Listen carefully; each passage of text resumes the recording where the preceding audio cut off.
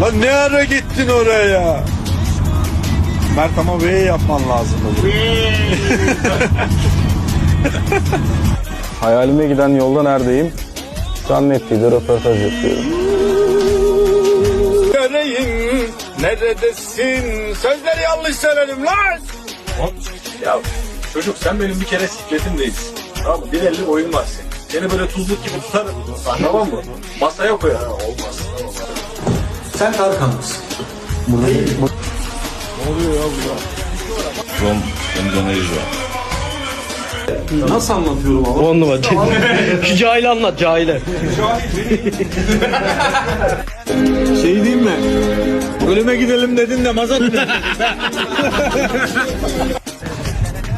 Ben siyana dedim oğlum. Uyan lan Muratcan. Sen kafanda kurmuşsun zaten değil mi Muratcan?